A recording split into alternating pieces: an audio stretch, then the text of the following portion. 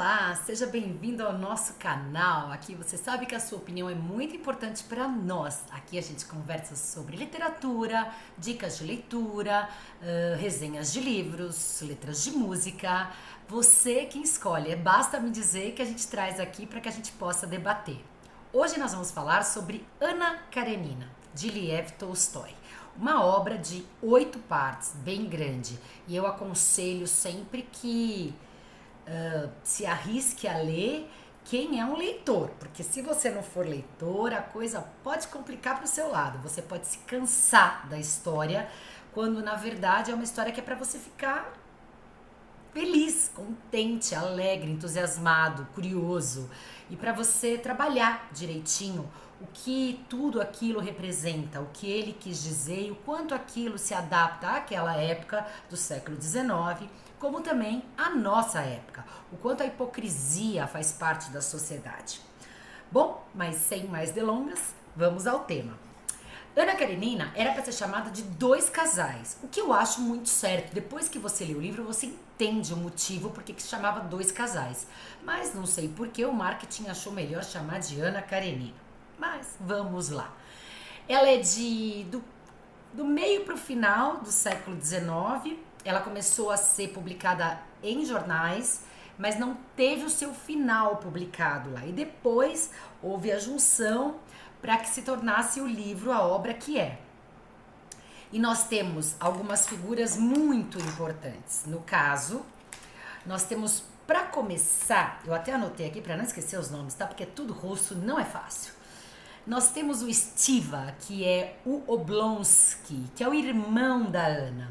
E a história começa assim: todas as famílias felizes são iguais, mas as famílias infelizes são infelizes à sua maneira. Ou seja, é tudo mais escondido. É um dos inícios de texto, de livro, uma das obras de mais sucesso. E tem um porquê de tudo isso. Porém, começa com o Oblonsky, porque a mulher dele, a Dolly, descobre que ele tem um caso extraconjugal com a babá dos seus filhos. E ela está decidida a se divorciar dele. Bom, a coisa fica bem feia. O Oblonsky ele é meio fanfarrão, meio alegre, sabe? Brincalhão. E ele pede para sua irmã Ana, a Ana Karenina, vir a Moscou, porque ela mora em São Petersburgo, para conversar com a Dolly. E ela vem. Quando ele a vai buscar na estação de trem, ela está acompanhada de uma senhora que veio visitar o seu filho, o Vronsky, que também está esperando a mãe na estação de trem.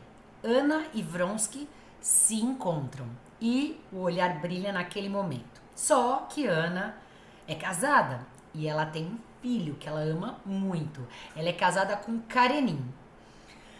Bom, ela vai pra cá.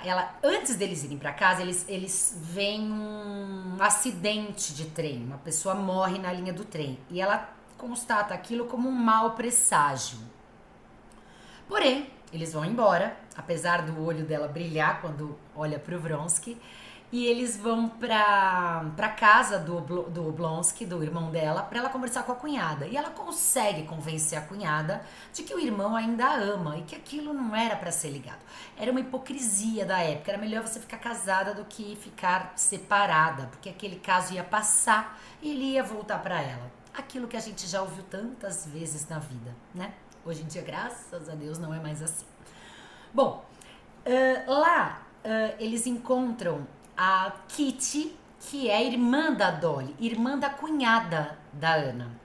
E tem um baile. A Kitty está toda empolgada porque ela acha que ela vai ser pedida em casamento pelo Vronsky, que é o cara do momento. Ele pertence ao exército, ele corre de cavalo, ele é bonitão, enfim. E ela acha que ele vai pedi-la em casamento. Quando eles vão ao baile, a Ana nem ia, acabou por ser influenciada e apareceu. O Vronsky decide dançar só com a Ana e não fala com a Kitty. A Kitty, depois disso, quase morreu, quase sucumbiu. Porém, antes dela adoecer, Liev, que é um outro personagem que mora no campo, tem uma situação boa de vida. Ele é o irmão mais novo, se eu não me engano, de 3 irmãos. E ele tenta pedir Kitty em casamento. Ele acha que Kitty é apaixonada por ele. Kitty acha que o Vronsky é apaixonada por ele. E no final ninguém fica com ninguém. Porque o Liev pede Kitty em casamento e ela recusa. Porque ela esperava que o Vronsky assim viesse. E não veio. Ela fica tão mal que ela tem que ir para um spa na Alemanha para passar bem, para melhorar, tirar os nervos. O povo adoecia por nada naquela época, né? E o Liev vai embora para o campo com a certeza de que ele a ama, apesar de estar frustrado com a negativa. O pessoal amava de uma forma esquisita, né? Olhou, amor, nem convivia para saber se ama ou não. Estranho, né? Mas era da época, era assim que funcionava. Bom, Ana volta para São Petersburgo, mas quando ela volta, ela já tá iludida com Vronsky. E quando ela olha pro marido, o Karenin, ela fala, não, ele não é atrativo. E você percebe que naquele casamento não existia um amor. Existia uma amizade, existia um bem-estar ali que ela estava vivendo na sociedade. Ele fazia parte do governo, era um membro do governo, então eles tinham um alto escalão, ele era do governo, e eles tinham um alto padrão de vida. Porém, Vronsky vai atrás dela, porque ele está apaixonado. E ela começa a se relacionar com a prima do Vronsky, que também tem amantes. E ela vai, o Vronsky vai, que acaba conquistando a Ana. O marido da Ana não fica muito contente, porém, ele acha que brigar com ela na frente dos outros vai dar mais indícios à fofoca. Então, eles vão discutir em casa. Passa o tempo, Ana descobre que está grávida de Vronsky. Enquanto isso, Dolly volta para o marido, para o irmão de Ana. Kitty está melhorando da sua situação e o Liev, que queria casar com a Kitty, está no campo tomando conta do seu povo. Ele passa a viver no campo, ele vai trabalhar com o pessoal no campo, ele dorme com o pessoal em acampamento, ele vai sentindo a necessidade humana. Ele era completamente o oposto de Vronsky, porque o Vronsky era da sociedade, saía, beijava, brincava, pegava as mulheres, dançava, fazia parte, era cogitado, enfim. E o Liev não, era totalmente recluso.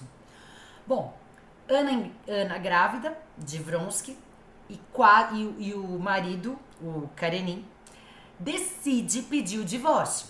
Porém, quando ela está para dar à luz a sua filha com Vronsky, ela quase morre. E o Karenin resolve perdoá-la. Só que ela não quer mais o perdão. Ela tenta, mas ela não quer mais. Ela é apaixonada pelo Vronsky. E ela decide ir embora com ele. Só que a partir daí, a vida de Ana, que parecia tão estruturada, ela parecia uma moça estruturada, porque ia dar conselhos para a cunhada, ela foi chamada para resolver o problema do casamento do irmão, ela começa a entrar numa insegurança profunda em relação ao Vronsky. Parece que ela é mais velha, já é mãe, e ela é uma pessoa largada. Ela é casada, mas não está com o marido, está vivendo com outro, ou seja, a sociedade a abomina. E ela começa a ter que viajar para a Europa, mas não conseguem fazer amigos exatamente por conta da situação deles, a situação social deles. E ela começa a entrar numa paranoia. Paralelo a isso, Liev volta para Moscou, sai do campo e vai visitar Kitty. E tenta casar com ela. Quer dizer, num primeiro momento, fala que não quer. Mas quando ele a vê, ele realmente descobre que a ama. O pessoal ama de olhar. Casa-se com Kitty e leva Kitty para o campo. Lá eles passam os 3 primeiros meses de casamento numa dificuldade, porque afinal ele não a conhecia e ela ficava muito junto dele. E ele não estava acostumado com aquilo. Quando o seu irmão mais velho, que aparece em alguns pontos da obra, adoece e ele tem que viajar para cuidar do irmão. E a Kitty se coloca como companheira, eu vou com você. Ele se incomoda com aquilo, mas acaba levando. E lá ela se mostra realmente companheira, que ajuda a cunhada, que fica lá, que cuida do doente, o doente gosta dela. E o amor do Liev começa a melhorar. Ele começa a realmente achar que ela é uma mulher de fibra. Olha aí o disparate. A Kitty, que era uma menina totalmente inocente, frágil, que passou mal porque foi negada, porque descobriu que o Vronsky não queria casar com ela, teve que ir para um spa para cuidar dos nervos.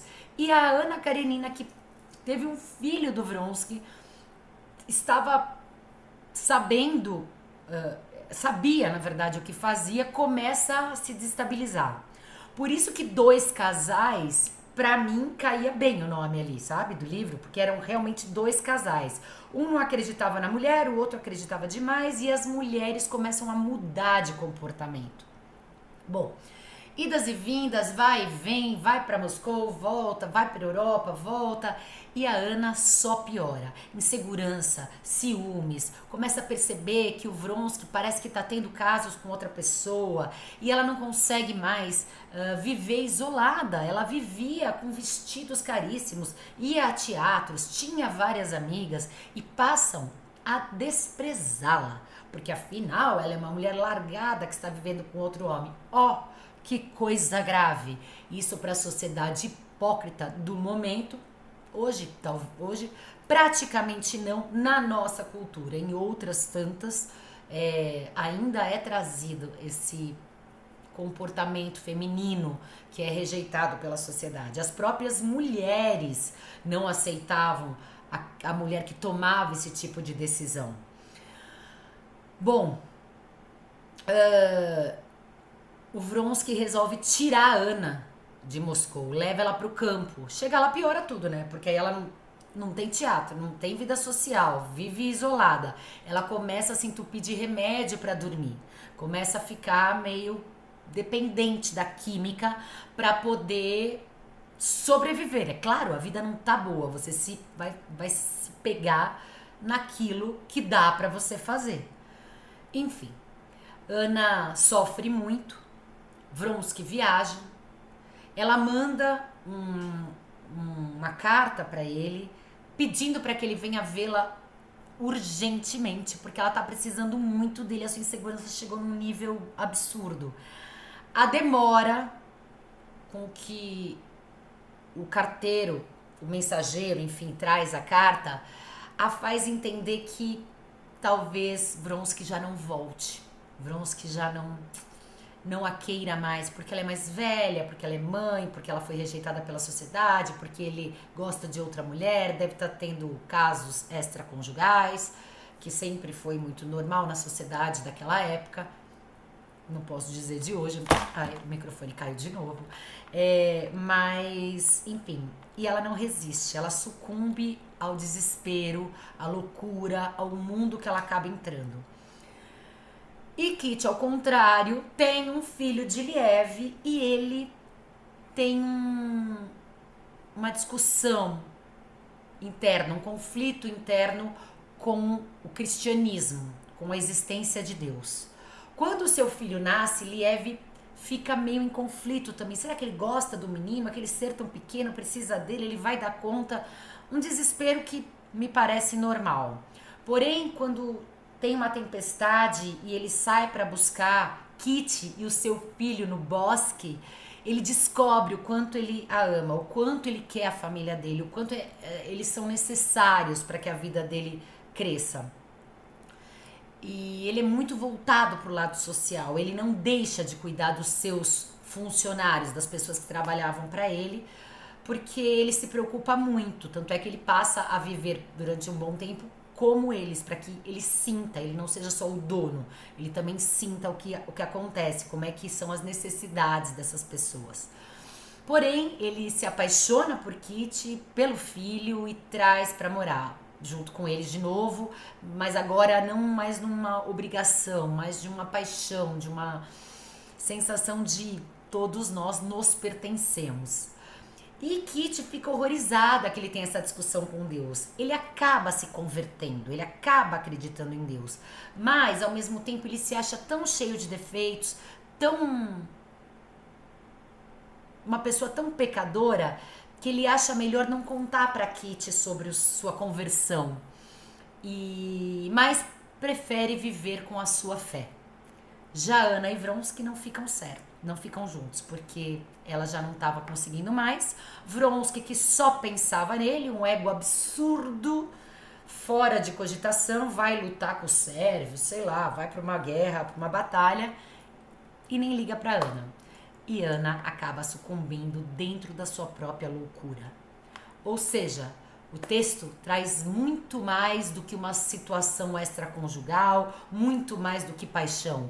Traz reflexões a respeito das suas escolhas na vida, as consequências que você assume, o que isso pode trazer para você, se você banca aquela sua decisão com todas as consequências que dela possam vir,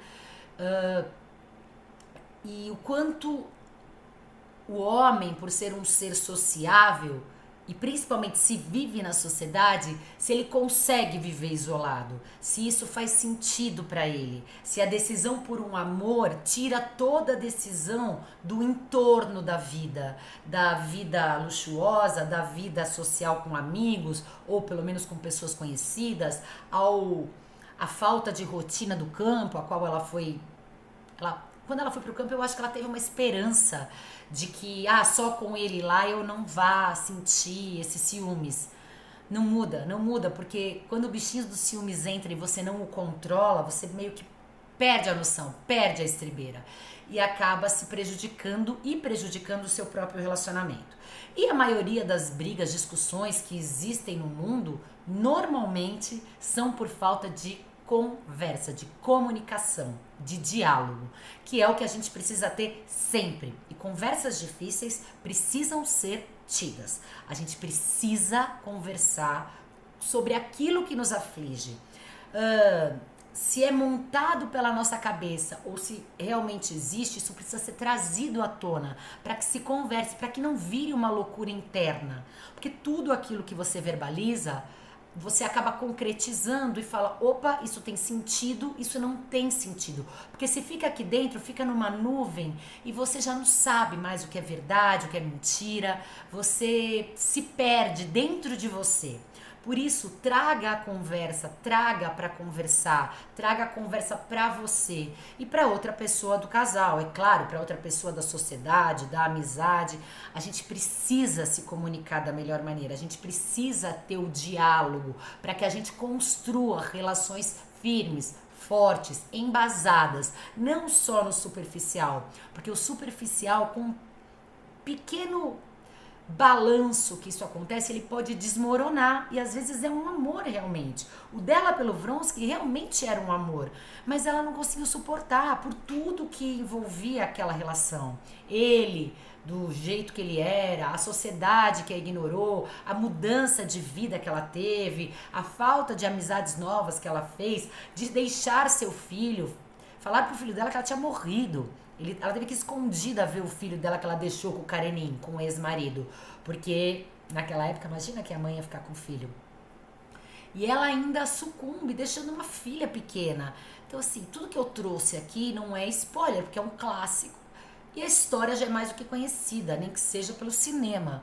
Porém, é uma história para ser refletida, para ser entendida, para ver as mudanças de comportamento durante o tempo, como isso vai se moldando conforme a gente vai amadurecendo ou não. Às vezes a gente não amadurece, a gente envelhece e não chega a amadurecer. Foi ao contrário no caso de Kitty, ela era muito ingênua, muito frágil, muito melindrosa e passou a ser uma mulher firme, forte, de posição, companheira, de postura, o qual foi angariando degraus dentro dos sentimentos do seu marido, o Liev.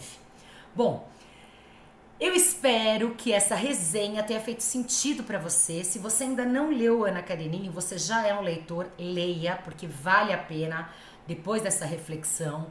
E para que você possa refletir, concordar ou não comigo. Se você já leu, coloca aqui se você concorda ou não, se você tem um outro posicionamento, se você tem outros detalhes que eu não trouxe aqui nesse vídeo, o mínimo que eu pude fazer, que a história é muito longa.